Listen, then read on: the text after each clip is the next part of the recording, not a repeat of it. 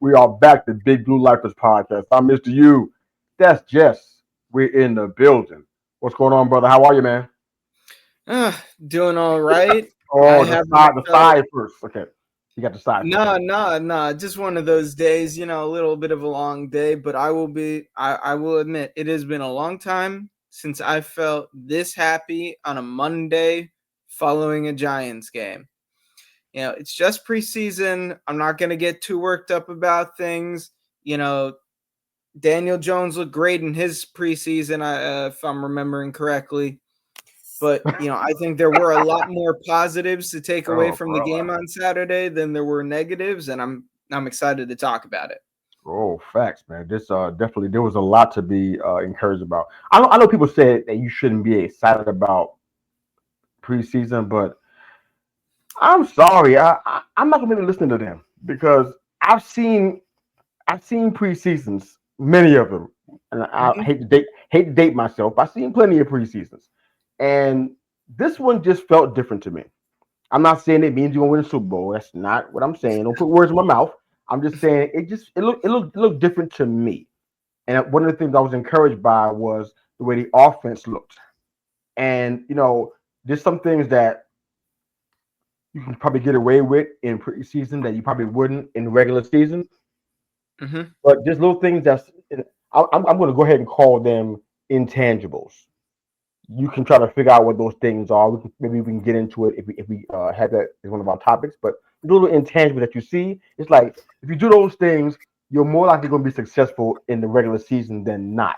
If you do those little things, so it's just little fundamental things that you see from the quarterback and from how they got the ball out of their hand quickly, the decision making, how quickly they saw down, little things like that, making tackles, those little things. If those things pick up steam throughout the preseason, we might go into the regular season and not be what people think we're going to be.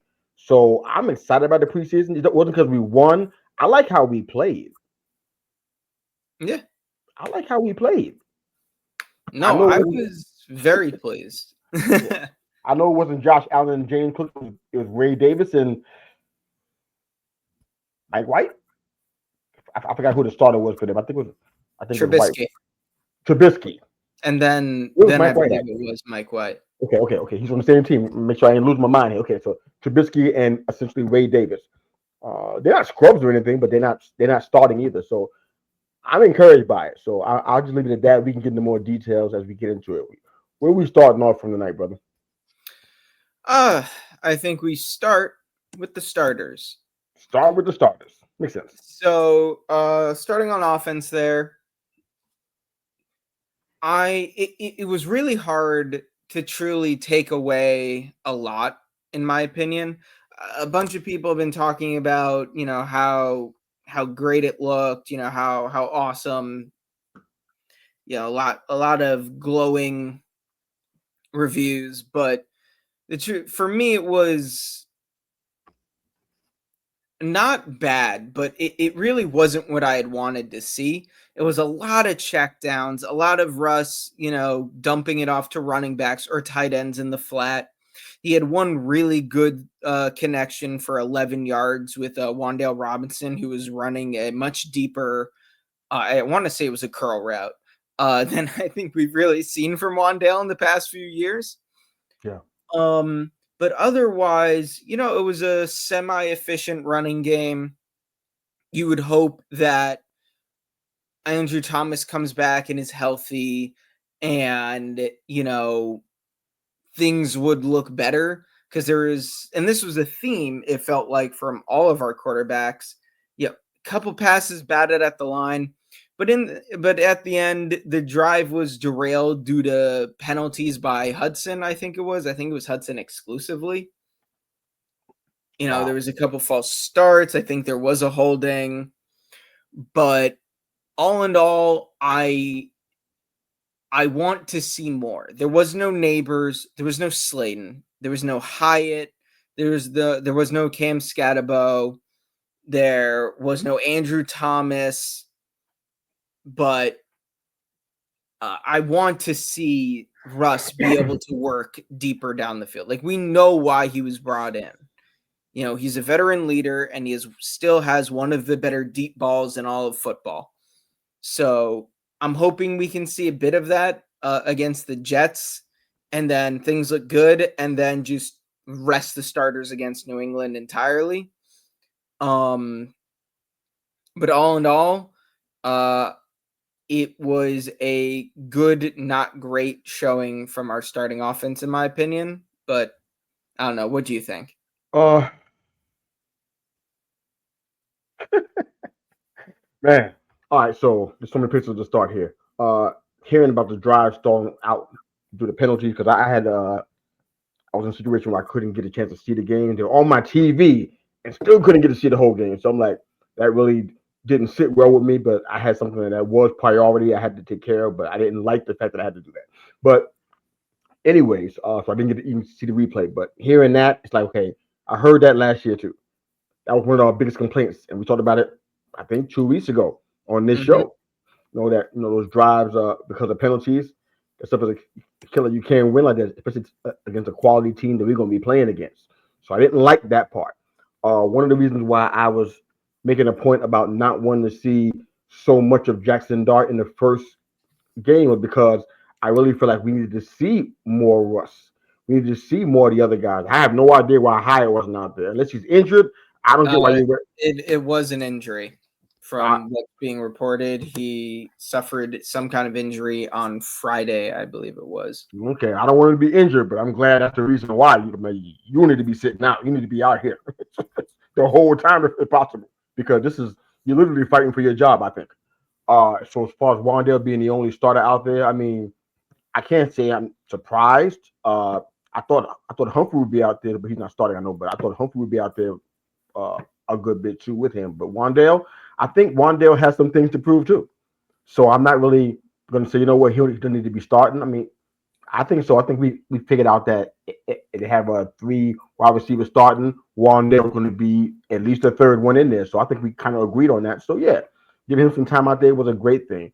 Russ only been out there for one drive because I saw a piece of it, and I looked at the time on the clock and I see Dart out there. I'm like, wait a minute, how much did Russ play? So I wasn't really thrilled with that because I don't, even though he's a veteran, you may say, you know what, he doesn't need any work, but if you look at our team last year and look at what we went through, top to bottom, I feel like nobody, I'm not gonna say nobody's untouchable, but nobody's exempt at this point from the kind of work ethic that we need to be having right now. I mean, because we didn't look good for a long time, for Mm-hmm. years, and the new people that come in, I don't really care where you came from.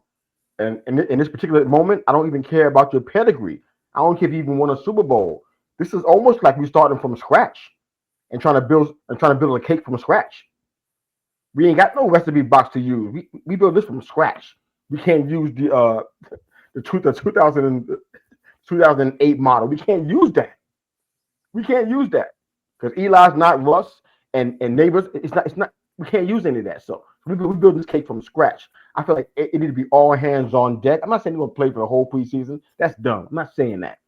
But you got to be out here way more than what I'm seeing right now. If they're not in that, if starters not in that last game for a whole quarter or more, I'm a little bit nervous because when you gonna get your reps in? Week one? Probably not when you want to If do that. You better get if in there for at they, least a quarter in that last one. You have to. if well, here's the thing. Most I actually I want to say every single team barely plays their starters in preseason these days.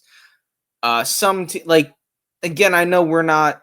This is a bad comparison, but like Mahomes and the Chiefs starters, Mahomes threw one pass all game yesterday, or was it Saturday? They said he was gonna play a whole quarter. He didn't play a whole quarter.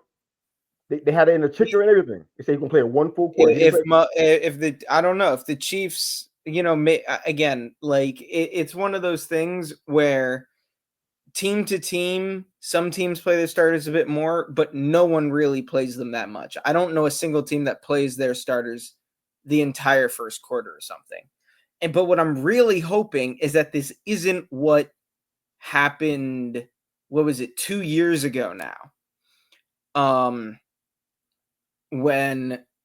we 2023, I think it was a preseason game against the Panthers, I want to say.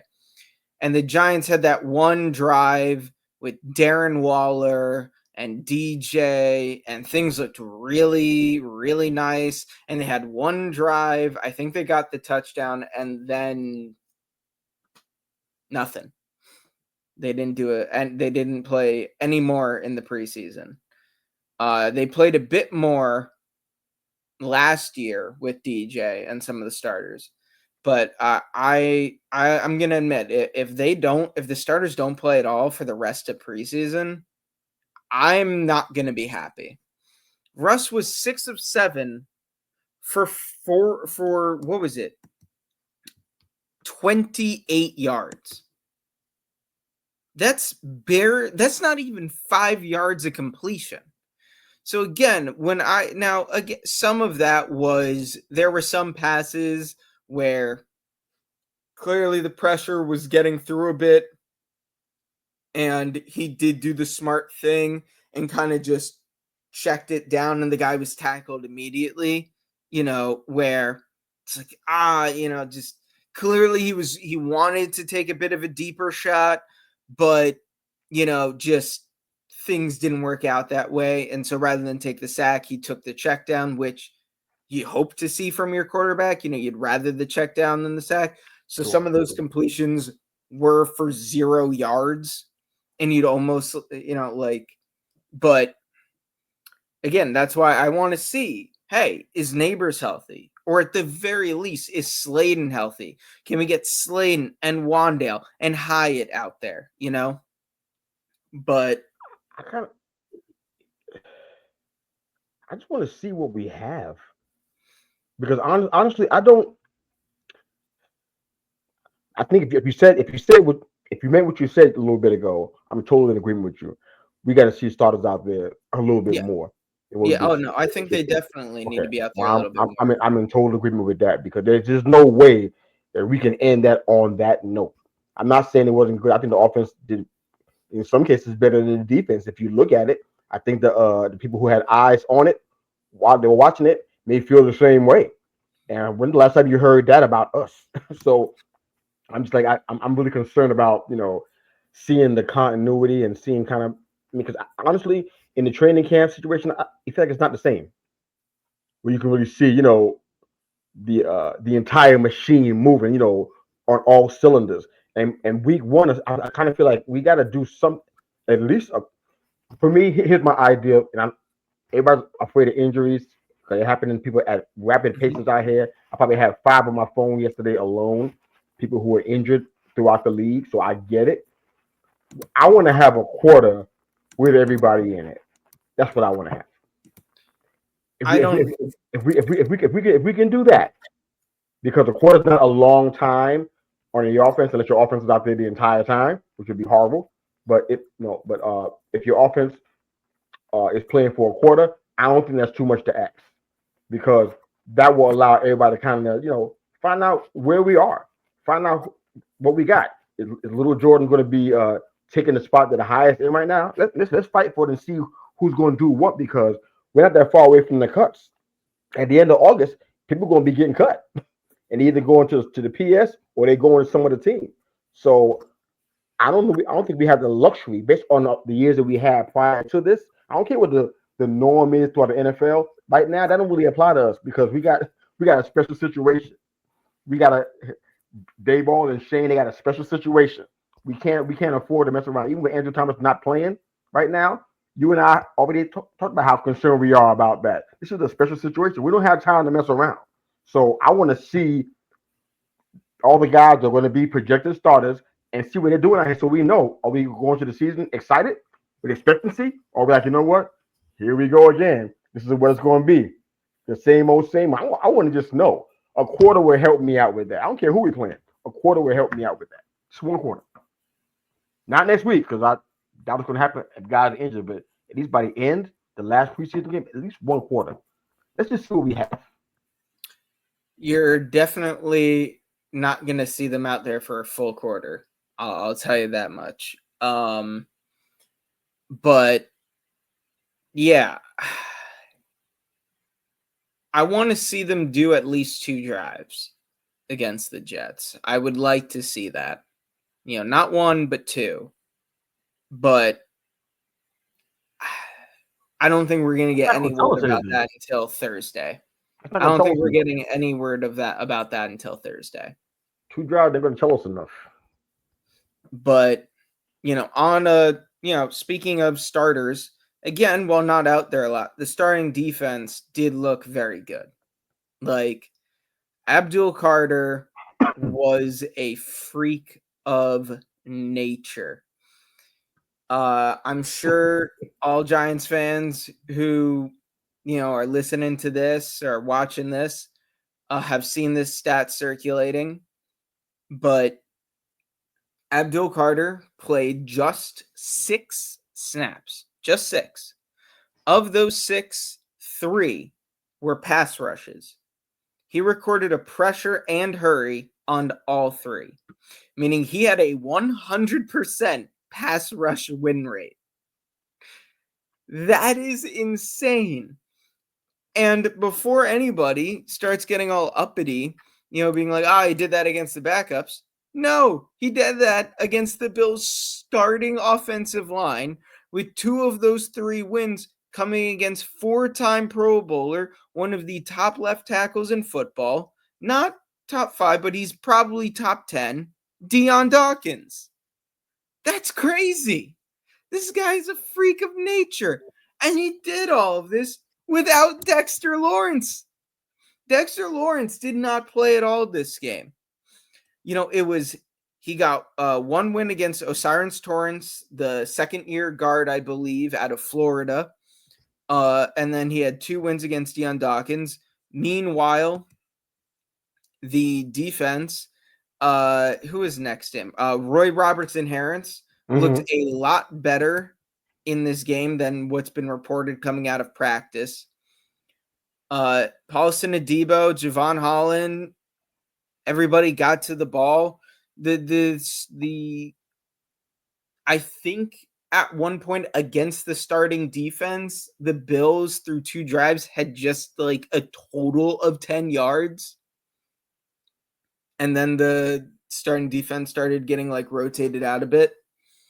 But man, if Dexter Lawrence is healthy and is playing like he did last year or 2 years ago or 3 years ago, like if he's just even 2022 Dex, never mind 2020, early 2024 Dex, with you got Kayvon, you got Burns, and you got Carter.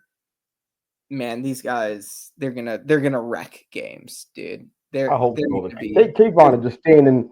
I was gonna wait till next week to talk about it, but Kayvon just stays in the trade talking news, man. What is the obsession with getting this man out of here? Why is his name constantly coming up? I don't want to lose anybody because we need all the depth we can get. If this We're is gonna going to be talk the kind of about that. defense that we think, why is this man name floating around?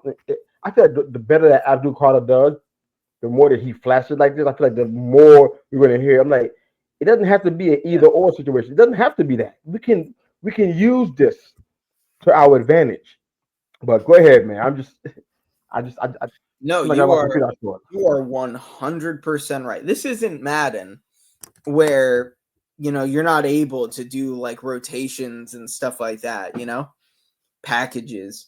This isn't Madden where a team is just going to be like, "Oh, you traded away your third for in the Jackson Dart trade up. Here's a third for Kayvon." I think we should be able to get like a third for Kayvon because he has flashed. He has been productive.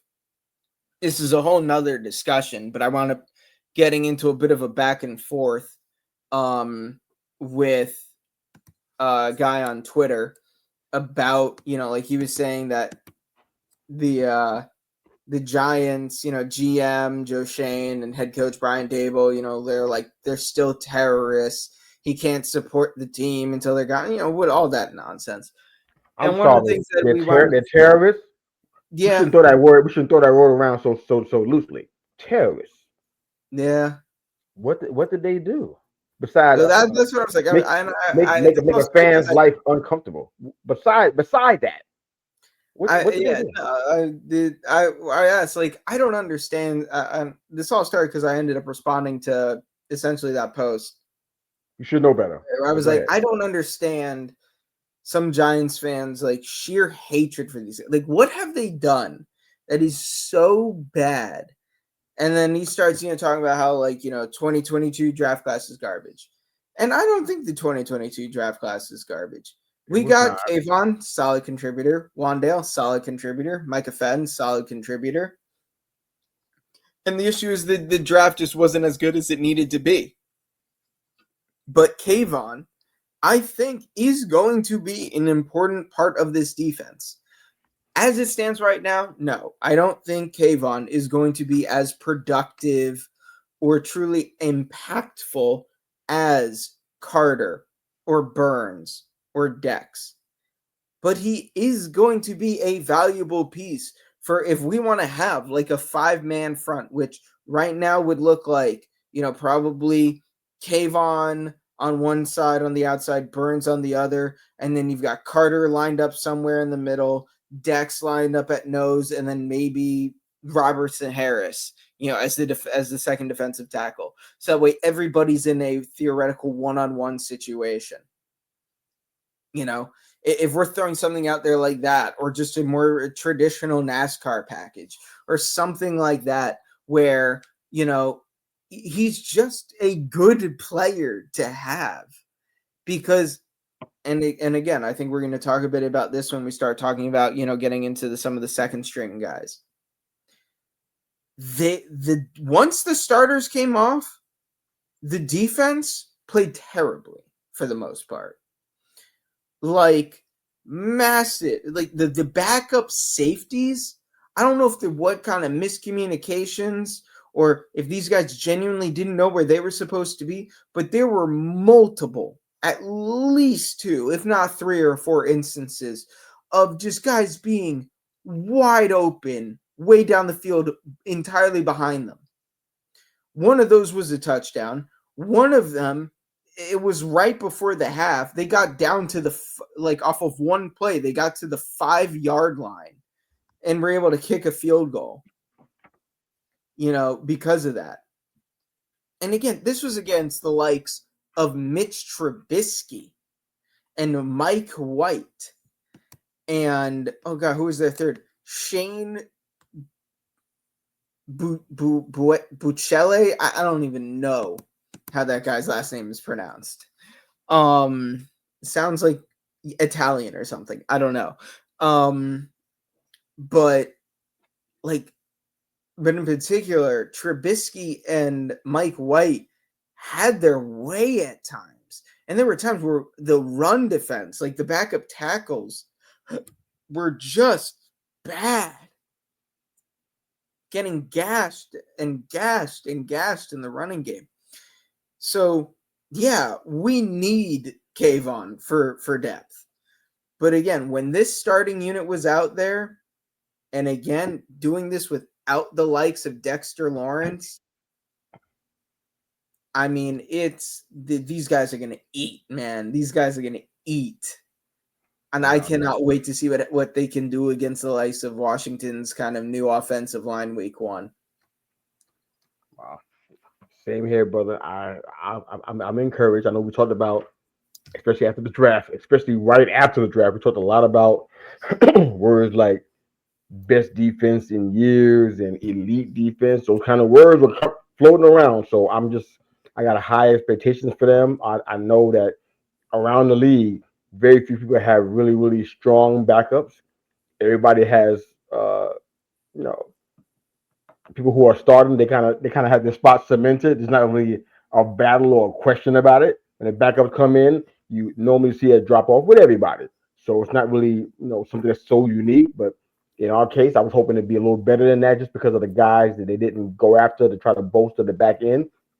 They kind of kept guys that were around, like Chapman and these guys that are around. Like, okay, so we'll see after the 53 as we get down to a 53-man roster. But I'm just wondering what their plan was with that. But we'll see. We'll watch it. But I'm encouraged by the defense and how it looks, man. So I'm excited about that. I'm still shocked by the O line, man. I wonder if Mm. anybody's going to talk about this kind of stuff. I mean, because these guys they came inside here and did some things that I'm like, okay, people might want to talk on Twitter and TikTok, but the reality is, all four of our quarterbacks are out there. Number one, and they attempted 51 passes against the Bills starters, converted 35 of them, good for about 69% completion for 317 yards. This is basically Wilson, Dart, Winston, and DeVito. Probably not Wilson so much. Dart, Winston, and DeVito. 3 touchdowns, 317 yards, no interceptions, overall passer rating of 104.8, and they dropped back 51 times, didn't get sacked one time, and they were playing the Bills starters. I, Well, I'm sorry, but that's not after what I've been seeing. I don't know what any other Giants fan been seeing. That's an improvement. I'm going to take that because not only did they do that against the starters, but they actually did that, and kept that going against the second and third string. So it wasn't like it was an anomaly. They did the same thing throughout. So it's like, okay, that's progress. We'll see what it's going to look like in real game situations, but that's a plus right there because the O line, we had some questions about it. Marcus Bold, I think he played both sides of the line, and he showed out from what I understood. Look, mm-hmm. look really good. Fantastic sign. We need that from him. It's kind of almost like, well, it's not like K1. I think it's a little bit different.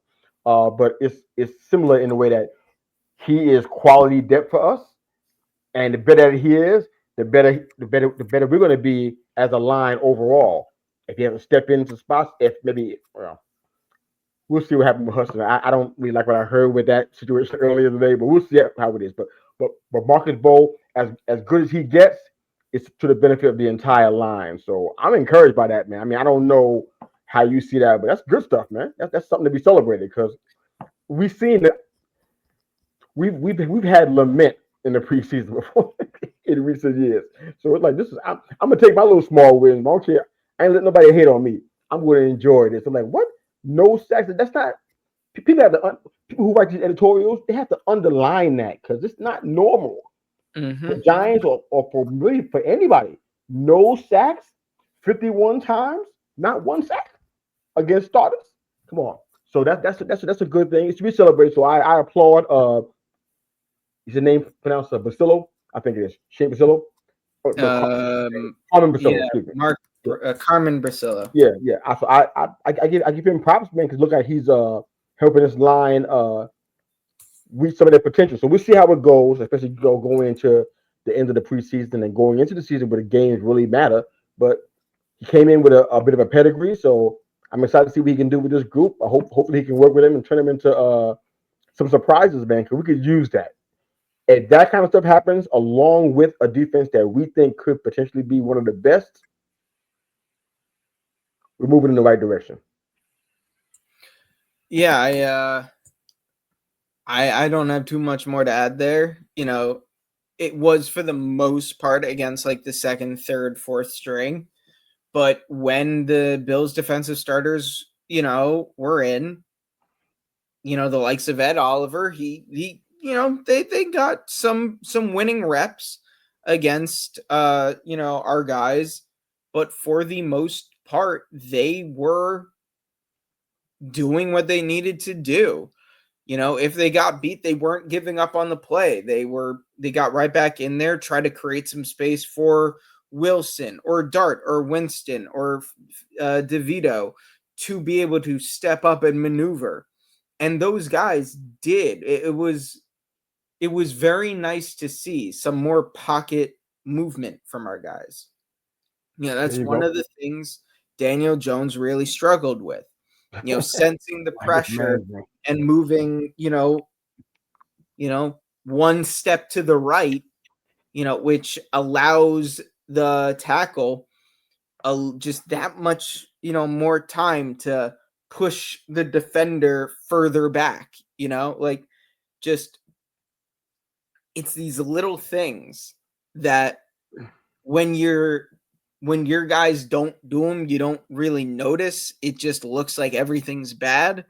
But then when your guys can do that and make the line look better maybe than it was, even with how good the line played, again, like there was like Marcus Bow had one of the highest grades on PFF for pass blocking of all tackles, I think it was, in week 1 of the preseason. So it was very promising, a lot of good development. And Marcus Bow, I think, has now, in my mind, positioned himself, especially with how Hudson and Forsyth looked, as maybe this is the guy that should be number 1 on the swing, when, who's going to come in for these jumbo packages, who's going to be that swing tackle. He certainly is throwing his name in the ring there. He has another showing against the Jets like this. And, I don't know. Like, you were talking about this last week, and I thought it was ridiculous about him love you, getting Jeff. I'm gonna be honest. Like, right now, again, it is 1 week of the preseason. He could really struggle against the Jets, and maybe this is, kind of kaput. But the fact that we haven't gotten really any updates on the status of Andrew Thomas is starting to worry me. And hypothetically, if Marcus Bow continues to look like he did in that game, and he goes out there and he shows out against maybe the Jets starters or something like that, or whatever, he continues to really show some good stuff, maybe come week 1, we move Illuminor to left and he can get the start on the right.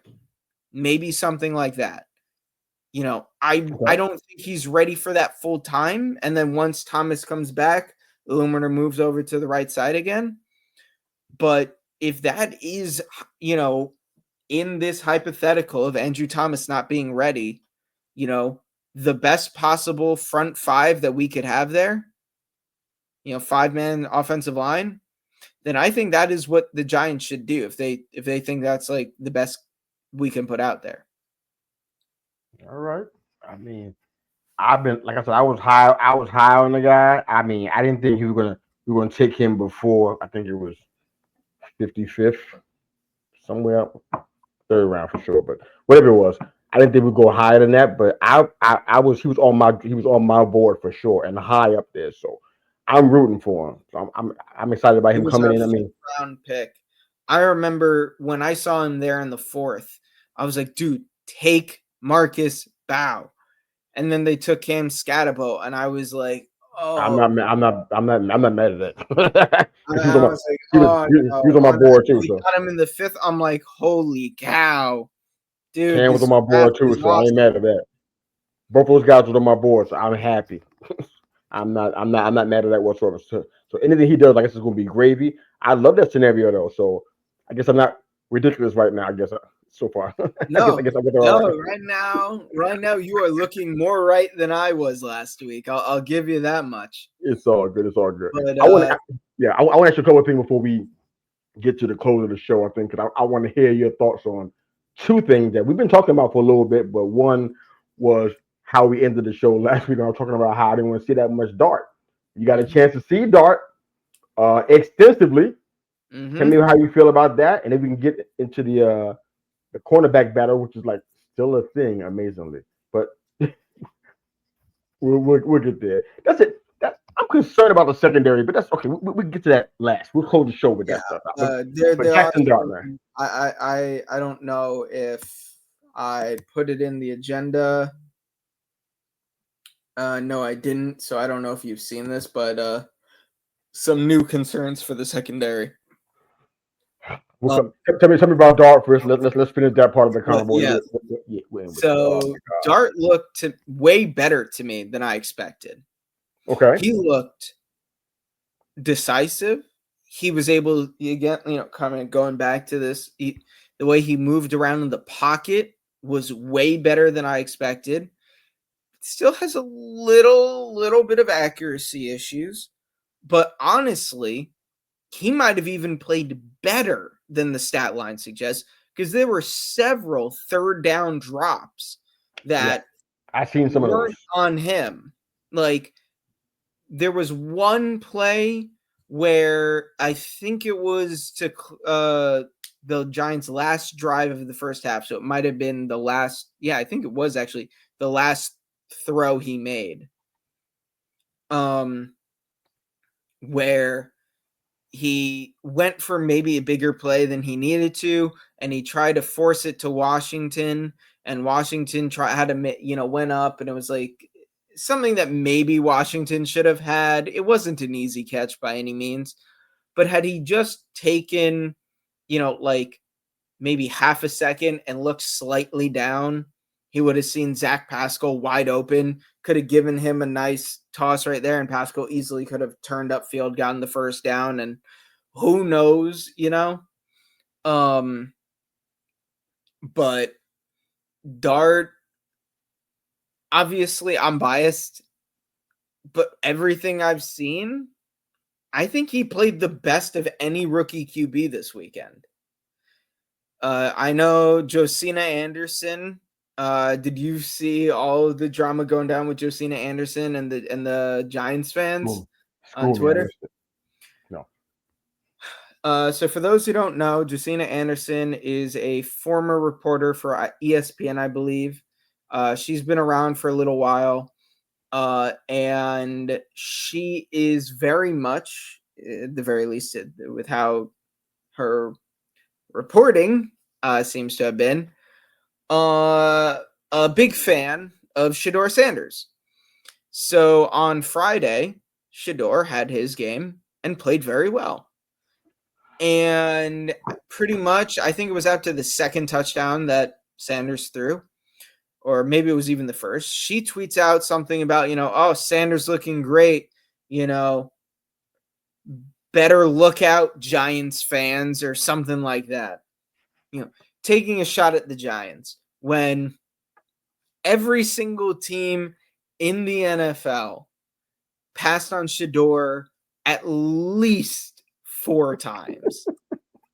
At least. Heck, the team that drafted him took a different quarterback before they took him. Oh, man. And she singles out the Giants. Not look out NFL or bet all these other GMs are regretting this. No, specifically calls out the Giants. And then when the Giants game is going on, Dart, throws a beautiful, beautiful touchdown to Lil Jordan Humphrey. Threw him open, actually read the defense, audibled the play, sent Lil Jordan Humphrey on a just a streak route, one-on-one against the defender, and Dart places it perfectly, throws him open, touchdown. It was like a 29-yarder. And she just takes this backhanded shot at him, saying that, making up for what should have been an interception, Dart places a good pass, you could tell she hated having to send out this tweet talking positively about Jackson Dart and the Giants. And it was just, it was all, so Giants fans were going after her, talking about how, Dart outplayed him and all that sort of stuff, when at the end of the day, neither one of these guys is going to be starting week 1, most likely. And I say most likely because for the Giants, the only way Jackson Dart gets to start, I think, at this point, is if Russell Wilson gets injured. Because then maybe they go to him over Winston. But even then, that's not the guarantee. They might still go Winston over Dart week 1 just to let Dart sit a bit. And, maybe Shedeur outplays Flacco. And the Browns are just like, you know what? Screw it. We need the headlines. But yeah, the Giants, I don't see it. I think Giants ownership, the front office, the coaching staff, the fans, the locker room, I think everybody in and around the Giants as a team are feeling very good about how Jackson Dart played on Saturday. And I think we're all very excited to see him get back out there on Saturday again, I believe it is. I think their game against the Jets is 8/16. So, yeah, I think it's Saturday. Right. I'll try to be brief so we can move on to our last topic. So I was concerned about Dart. Don't want him to get hurt. You know how I feel about that.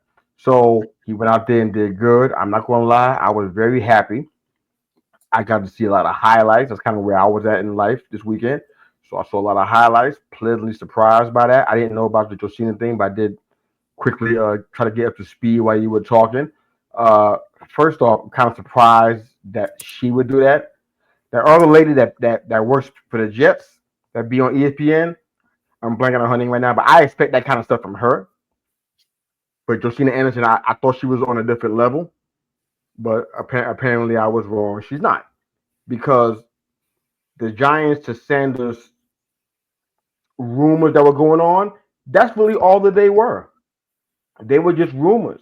There was no there was no actual evidence to support any of it really. He came in like any other quarterback did and got hit with the install package and didn't know what was going on and it didn't sit right with the coaching staff. And guess what happened? He didn't get looked at.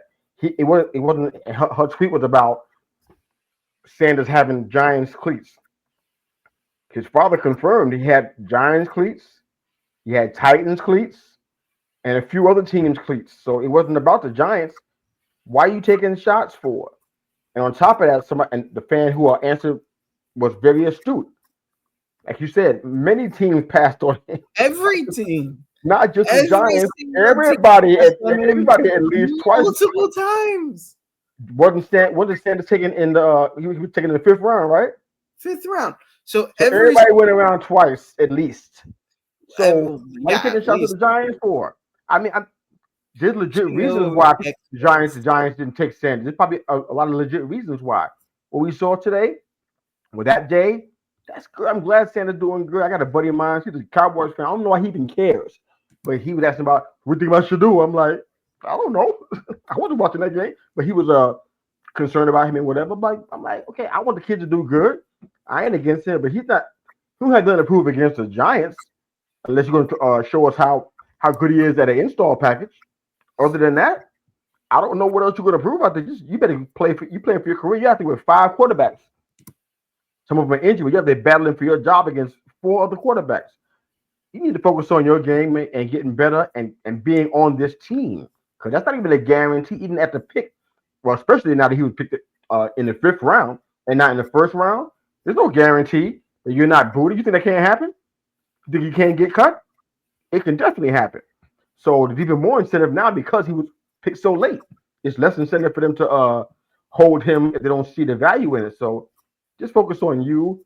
The quote from Josina Anderson, I don't even get where that even came from. It's just unwarranted. But the Giants just seem to always had to get shots taken at them all the time. I'm like, it's not that the players are talking, the coaches aren't talking smack. The fans, well, different story. The fans talk a lot of smack to opposing teams, and they get into it. You get what you pay for, man. But it's really a non-starter for me, man. I'm just glad Dart did so well and looked good. There's a lot of hope in that performance, man. It's like, wow, perhaps we got the right guy for the future, man. So I'm like, I'm good with that kind of stuff, man. And you mentioned somebody earlier. I'm like, be free from Daniel Jones. Be free, man. We're free. We don't have to worry about it anymore. Daniel Jones don't play for us no more. We don't even have to mention his name. We're free, man. We are unleashed from that. We good to go, man. We got a new quarterback. We have to got a few new quarterbacks. We're going in the right direction, man. Let's keep it positive, man. We got to look at the past and everything. We good to go, man. We got to worry about Shador. We got to worry about Daniel Jones, what he's doing in a coach uniform. We good to go, man. The future is bright. I like how Dart looks, man. Let's keep looking forward. You know what I'm saying? Yeah, well, sadly, we're choosing to end on a more negative note. Let's see how we can turn it around. Let's see if we can turn it around. Well, then I guess I'll start with this for the final topic. Andrew Phillips, our slot corner, was injured during the game. Saw that. Uh, from everything that's being reported, it doesn't sound like it's something major. I don't think He so just either. got a bit banged up, and they didn't want him to finish the game. They're just like, all right, that's it. You're done. I haven't heard any word. I don't think press is allowed at training camp anymore, so we're not getting like these updates, daily from some guys who are at the camp being like, oh yeah, Phillips, he was in pads, but he was a light participant. They're clearly we're not getting anything like that right now. Yeah. They don't, I Um, mean, they don't even have him with an injury designation, so I'm good with that. Ain't but three guys on the entire roster that have one. You know about AT, Eric Gray, and the other guy. I don't want to mispronounce his name, but Dimukeje, yeah, uh, backup linebacker. Those are only three guys on the roster right now that have an injury designation. So I think Drew should be okay. I'm not worried about it. yeah. So, it's a guy that we desperately need. He was easily our best corner last year, I would say. The very least, he was our best tackler in the secondary. Him and Newbin. But yeah. So Joe Shane did go on the broadcast and just straight up said, yeah, battle between Banks and Flott for CB2. Banks seems to not be just winning it. Seems he's kind of getting it by default with Flott's injury. And his performance did not inspire much confidence, let's Let say. me guess. He didn't turn his head again. Let me guess. He didn't That turn his head was again. one of the things, yeah. He Ain't didn't learned. turn his Ain't head. learned nothing. He didn't turn his head, and there were a couple of instances where he was just straight getting beat.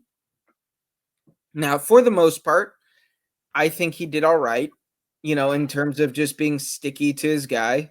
But we know he can do that. We know he's athletic. I don't remember the wide receiver's name, but there was this big play where the guy straight up mossed him and had his right foot landed in bounds. That's a catch.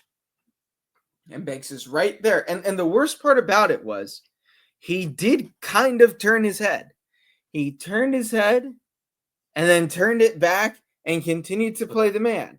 He easily, with his positioning, could have kept his head turned around, kept running, and then just jumped and made a play on the ball. And maybe it's a pick. Maybe he lands out of bounds.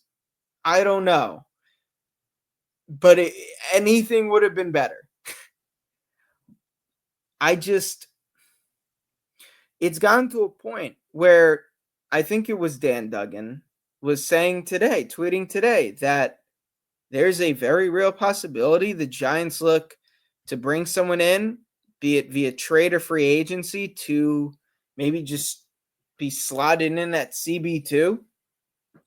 I don't know who. I know a popular name right now is Asante Samuel Jr. I'll take him. I know Bradbury still, former Giant and I'll take him. Super Bowl champion. James Bradbury's still out there. I'll Maybe take he him. would work. Maybe he would work better in a Shane Bowen system rather than a Wink Martindale system. Who knows? But I want to say that like the guys who are still out there in free agency are there for a reason. A guy like Samuel could be interesting because he's only like 25, 26. Like he's still a young guy. He's theoretically still got some good football in him. But, no one's picked him up for a reason. It's not like Pat Surtain is not out there in free agency right now. Derek Stingley isn't out there. Sauce ain't out there. So I don't know who would be available, what kind of CB2 would be available for trade. I don't know what that would cost us. We've only got like $3 to $4 million in cap space available right now anyways. Spend it. Maybe Thomas would agree to a restructure. Ask him. You know, Ask him. I know Ask him. they're I think they already restructured Dex a bit this offseason. I think they But did too. Yeah. but Ask yeah, him. so Because I don't know what this options are really available right now. got to be But something. Because this is, man, all eyes on this man. Because after what you said last week or week before, I'm like, man, this can't continue. And now, I'm sure the sideline, sounds like you intimated that people ain't happy. I mean, got this guy that came out basically out of Maryland as what we'll call a premier prospect, man. Played man coverage better than anybody in the entire draft class. I mean, he was supposed to be a certified CB1 for a team. So when we got him, we thought that's what we were going to get. Lit the combine up. I mean, solidify his spot as a top prospect. And we took him as such. Had all the tools, man, all the fundamentals. Funny word to say that associated with him, though. All the tools, all the fundamentals, the film, everything on tape was there. I mean, he dominated, man. And then he got into the league, and I, I don't know what happened. I mean, when he was with under Wink, who plays a really aggressive system. I mean, blitzing up front and whatnot, press man coverage and stuff. And Banks looked like he was in the right spot. It looked like he was working. He was, doing what he had to do. I don't know what changed. Only thing that's different is the DC that's there now. Other than that, I don't know what changed about the way that he's playing. But when you, I'm just like I'm concerned about it because what do you think God's gonna do? And look at our division alone and the quarterbacks in our division. What do you think they're gonna do? They're gonna try to capitalize on that over and over and over again, and it's gonna be embarrassing.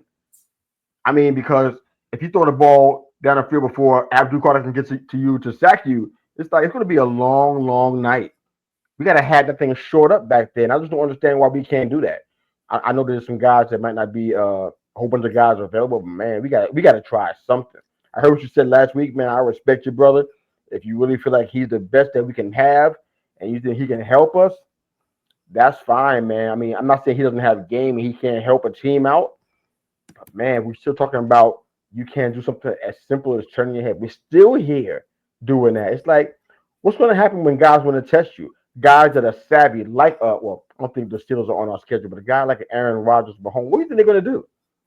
They're gonna test that, and they're gonna get long pass plays, and you're gonna get dinged with a penalty because you won't turn your head. It's gonna be they can just do that as much as they want to. Who's gonna stop them? Not you. All they can do is have a guy run deep, uh, run the run a deep pattern, and here comes Banks. Like he's trying to wave like air traffic control. It's going to be an automatic every time. We're going to get beat like that all the time. We got to have somebody come inside and do something different. I mentioned about Kayvon Wallace last week, but you didn't seem to like him too much. But I mean, I don't know enough about him to not like him. I'll just say, is he in the running, man? Can he come in and help? Because this is like, if not, we got to go on the street. Because this is not good. I mean, I don't think he was totally sold on Flott being the guy even if he won it out. And I'm like, okay, so what that tells me that this competition is not really a legit competition, or at least it shouldn't be.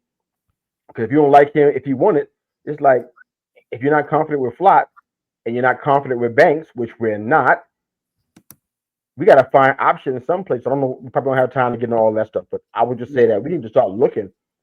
I mean, restructuring and spending some money. I mean, if that's what it takes to bring somebody with some pedigree who has won at the highest level, we got to do something because I don't want to be thinking about cornerback. I don't think the Giants want to be thinking about it either going to the season against a really tough schedule, to be honest with you. Opposing quarterbacks that fling the ball. I don't want to be thinking about whether Banks is going to turn his head around. Are you going to be an easy target or are you going to make him work for it? He ain't going to make him work for it. We see that. So that means you're the opposite. You're an easy target. We don't need that, man. But That's all I got for this, man. I just want to just put that out there, man. I'm gonna end it with this. I wonder if the Giants, if they are looking to upgrade CB2 via trade, I wonder if there's a team out there where the Giants could be like, look, we already gave up our third. Yeah. Maybe if we were to trade Deontay Banks and a second, maybe we could, get a CB2 from a team that, is kind of more so looking to stockpile picks. Now, I'm not saying that's a good idea. I'm not even saying that there's real substance behind it. I've only seen Dan Duggan, who seems to be a relatively locked-in reporter, say it wouldn't shock him if the Giants try and make a move to trade for a CB2 if they're not pleased with how Banks and Flott are looking. And from the sounds of it, they're not happy with how Banks and Flott are looking. Flott's injured again, and Banks is underperforming. So if I'm the Giants, I don't want to trade a second-round pick. But if that's what it takes, and then you get, kind of like this more even you get off of Banks's first round pick kind of contract, you find something there. But again, I don't even know who it would be, but I'm just in this hypothetical here that the guy is available, but it's worth considering at this point. I know it's not Madden. I said that earlier. You're not going to be able to just trade a guy and just kind of get back whatever you want.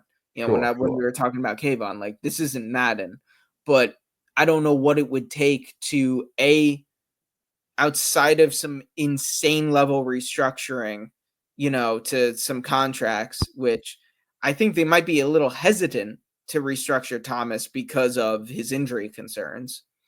I can't blame him for that.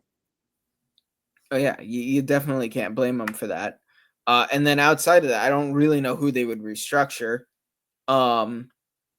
But outside of that, the only way I could see them making money work is including some of their guys. Like it wouldn't just be so and so is available, throw a bunch of picks. Like no, we'd need to offer a player in response. Or in exchange rather. But again, as of right now, I do think Banks is as good as we're going to get. But, I don't want to end things on a dour note, so I'll say this. I do think that for the most part, the rest of the secondary, the rest of the starters, Adebo looked good. Holland and Nubin didn't have any breakdowns deep. And again, being with how things are being talked about, it doesn't seem like the injury to Phillips is all that serious. No. He was in there. Fine. He was getting scrappy, as we know he can be. That's how he got hurt. Yeah. So no worries. It looks. I'm happy with the safeties. I'm happy with that. It looks better. It definitely looks better. So here's what I wasn't planning for the last word, but here's what I'll say here. I know the restructuring thing, that's a big reach to restructure anybody at this point. I think I think a lot of the roster, I'm probably going to just make a sweeping statement, say 70% of it, and we in make or break situations. Probably even more than 70%. A lot of guys may not be returning. The roster could be gutted based on how things go this year. In regards to just the whole cornerback thing, I'm going to put all my chips on the guys that get cut at the end of the month. I'm putting all my chips on that one because I know if we can get anybody that's better than Flott, it's better. It's still be better than what we have. So I'm looking at that and hoping that that's what works out. Can't rely on restructuring the trade thing. I hate the whole idea of a second round pick, third, fourth, but not a second. So I'm concerned about that one. I don't see how it's going to fly. Somebody out there might love him so much they might see the value in Deontay and make that leap. But all you can do is offer, I guess. But I just don't see it happening. So the guys that get cut, Those are the ones we can't predict that right now. I'm really chomping at the bit to see what happens at the end of August. I want to see who's on the street because those are the guys. There's no way in the world. I can promise you, the Giants are going to have the guys on this thing intently, see who gets cut because that spot right there, it could mean a lot for our season. So I'm excited to see what they do. I'll be watching. I'm sure you will be too, man. But excited about the show. We got to over an hour talking about the Giants off season and training camp. So I guess every week that's the goal. We made it. I don't know how we did it. You said 45 minutes offline, but we made it into 60 minutes plus. So uh, good stuff, brother, man. But I'm excited about the season coming up. We're getting closer to it, man. A couple more preseason games, and guess what we're doing, man? We're talking NFL, and we'll be doing some more work.